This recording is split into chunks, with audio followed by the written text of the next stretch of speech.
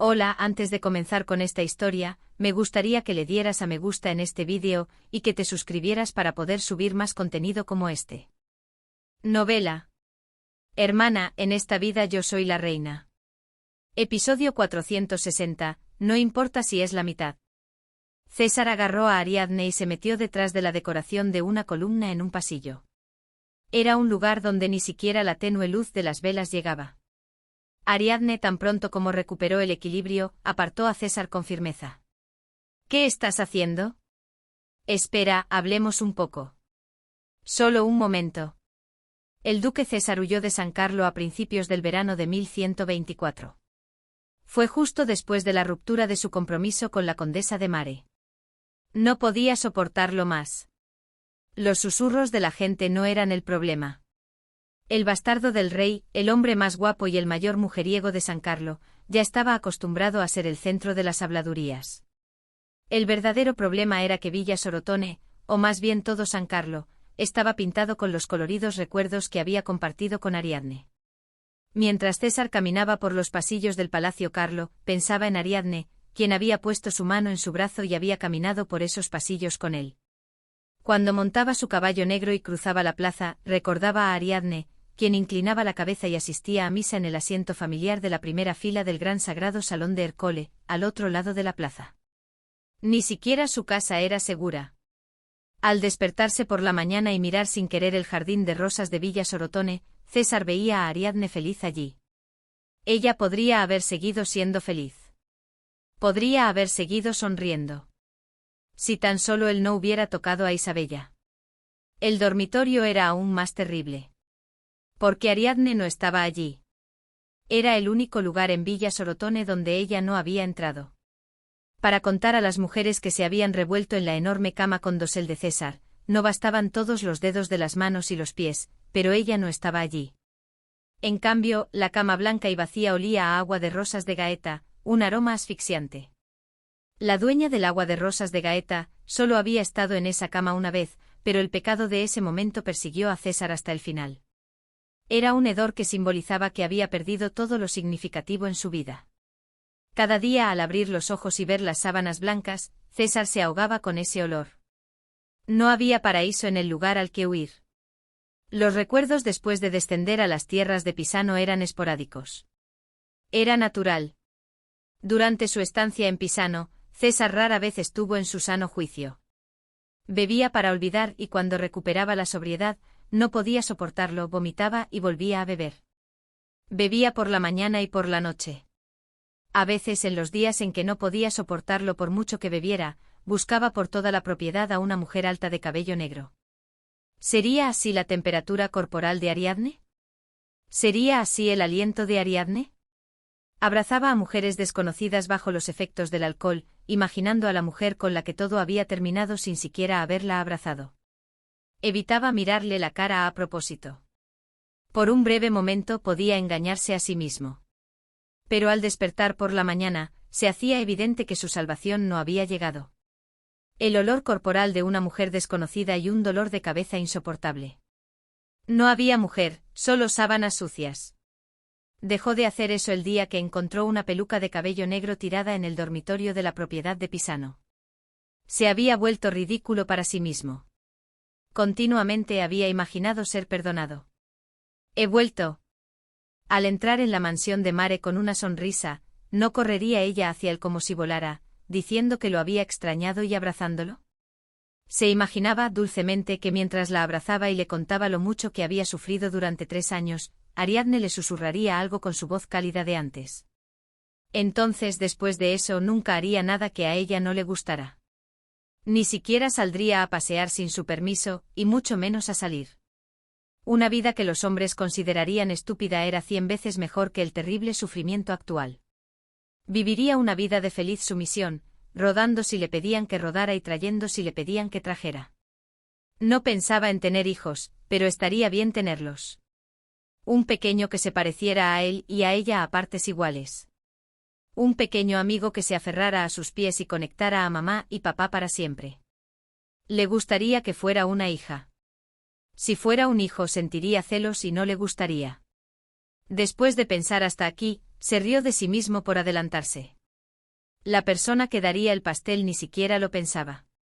Pero la chispa de esperanza en su corazón no se apagó. Sin embargo, lo que César pasó por alto fue que Ariadne era una mujer muy atractiva y que su asiento al lado no estaría vacío para siempre. Para que su imaginación se hiciera realidad, ella no debía tener otro hombre. Los otros tipos de la capital no le daban miedo. Cualquiera que pusieran era inferior a él. César finalmente se puso nervioso cuando escuchó la noticia de que el príncipe Alfonso había regresado a la capital. Debía haber ido. ¿Habría sido diferente si hubiera partido hacia la capital tan pronto como escuchó la noticia? Hasta ahora, lamentaba su decisión de entonces. Lo que detuvo a César fue el miedo. No estaba seguro de si ella lo perdonaría. Lo siento. Te amo, vuelve. ¿Cómo reaccionaría ella a estas palabras? No podía adivinarlo. Deseaba fervientemente una imagen llena de esperanza, pero también era muy posible que Ariadne se riera fríamente y cerrara la puerta. Una vez que esa imagen apareció ante sus ojos, César no pudo reunir el valor. Salgamos mañana al día siguiente por la mañana, después de que la lluvia cese. Después de que la lluvia cesara, el plan cambió después de que los caballos tuvieran herraduras nuevas, después de que los establos estuvieran completamente preparados, me iría temprano por la mañana del día siguiente, después de haberme acostado un poco antes. La fecha de partida que había fijado en su mente se posponía una y otra vez. No pudo posponerlo más cuando tuvo la certeza de que el príncipe Alfonso y la condesa de Mare estaban interactuando en la capital. Tan pronto como tuvo la primera prueba, se levantó de un salto y corrió a la capital. Pero San Carlo, a donde llegó después de cabalgar toda la noche con Leopoldo y el rocío de la mañana, ya era demasiado tarde para todo. La condesa de Mare y el príncipe Alfonso siempre estaban juntos, como si tuvieran una cita o no. Asistieron juntos a bailes y viajaron juntos a la ciudad dorada, Trevero. Y con el padre de la mujer, además. Finalmente el hombre le reveló directamente que los dos estaban saliendo. Su esperanza se encogió y se retorció cada vez más, pero no se apagó del todo. Hoy los ojos color agua de César, que llamaban a Ariadne, estaban hundidos. Era algo extraño. Porque César, cuando actuaba, solía estar emocionado. No tengo nada que hablar contigo. Ahora soy una mujer casada. Lo sé, lo sé. El rostro de César se contorsionó de dolor por un instante. Sin embargo, lo superó con relativa calma. César se echó el cabello rojo hacia atrás. El dolor brillaba en sus ojos. No estaba feliz, pero el César de ahora parecía una persona viva después de mucho tiempo. Yo lo he pensado. Habló con dificultad, mirando a Ariadne todo el tiempo. Pero César, que había llegado hasta aquí, no pudo continuar con lo que iba a decir. Ariadne estaba molesta. No quería estar con César allí, y no quería que nadie la viera con el duque. Ariadne espetó brevemente. Si no tienes nada que decir, me voy. Ari, por favor. Ari. César se pasó las manos por la cara. No puedo vivir sin ti. Entre el cabello rojo que caía hacia adelante, se veían dos ojos parpadeantes. Los ojos color agua realmente tenían lágrimas. Ariadne sintió que se le ahogaba el pecho con las palabras de César. ¿Qué se suponía que debía hacer ahora? Repitió como un loro. Ya estoy casada. No me importa si eres la esposa de Alfonso. Esta vez, los ojos de Ariadne se abrieron. ¿Qué clase de tontería era esta? César se apresuró a continuar antes de que Ariadne huyera. No me importa si no me miras solo a mí. Se preguntó qué era realmente importante para él. Reflexionó intensamente sobre qué podía descartar. Realmente podía renunciar a muchas cosas más de lo que pensaba. Por Ariadne. Lo he pensado mucho. No me importa si no eres solo mi mujer. No puedo vivir sin ti y quiero estar contigo de alguna manera. César estaba en una especie de jaque mate sin forma de escapar. Estaba en medio de un matrimonio forzado, y sus objeciones no eran escuchadas por sus padres. En ese momento, no veía ni una sola forma de derrotar a Alfonso y conquistar a Ariadne. Su madre parecía estar considerando varias cosas. Si el sucesor de Alfonso no era reconocido debido a un matrimonio morganático, ¿César se convertiría en el heredero al trono? Eso no era derrotar a Alfonso, sino heredarlo de Alfonso. De hecho, si lo que heredaba era a Ariadne, le parecía bien.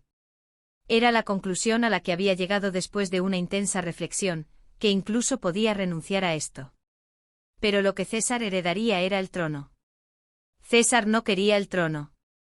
Solo deseaba una cosa, la mujer de cabello oscuro que estaba junto a Alfonso. Lo he pensado y lo que quiero no es la satisfacción de proclamar al mundo entero que eres mía, ni el hijo que me des. Simplemente solo te necesito a ti. Su piel suave, sus labios rojos y deseables, su figura sensual, todo era maravilloso, pero lo que realmente anhelaba era su calor, su risa, el tiempo que ella le dedicaba, su consideración, el contacto visual con ella, su afecto. Si Ariadne lo mirara a los ojos y le susurrara como antes, no desearía nada más en el mundo. Incluso le gustaban las reprimendas que ella le lanzaba. Llamarlo tonto, decirle que no fuera ridículo, o su exclamación «ay», ya con su acento particular. Muy de vez en cuando Ariadne incluso lo elogiaba por haber hecho algo bien. Esos días se sentía como si pudiera volar. Se sentía como si tuviera el mundo entero. La última parte del periodo en que César estuvo recluido en la finca de Pisano fue un tiempo para recordar a Ariadne. Constantemente pensaba en ella, en el tiempo que pasaron juntos, en sus recuerdos. Eso se remontaba a bastante tiempo atrás. El rostro de Ariadne enrojecido cuando César le tocó la mejilla por primera vez, sus ojos redondos sorprendidos al ver el ciervo dorado, su enfado cuando la molestó llamando la niña, la mano que ella le tendió, el primer beso que compartieron bajo la lluvia. ¿Qué podría haber hecho para que todo esto no desapareciera? La respuesta era simple. El día en que se dejó llevar por el aroma de la rosa de Gaeta fue el problema. César lamentó una y otra vez el día en que tocó a Isabella. No solo lamentaba el baile de cumpleaños de Ariadne, donde fue descubierto con Isabella. Lamentó haber recibido a Isabella cuando ella lo visitó en Villa Sorotone.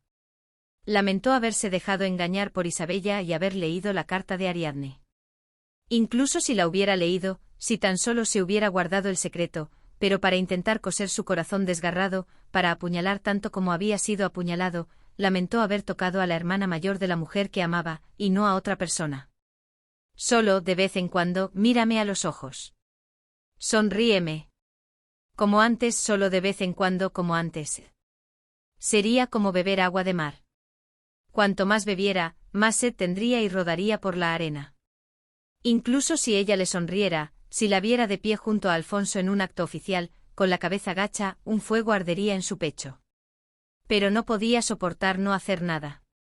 El César de esos días estaba tan muerto como vivo. Ariadne miró a César sin decir una palabra.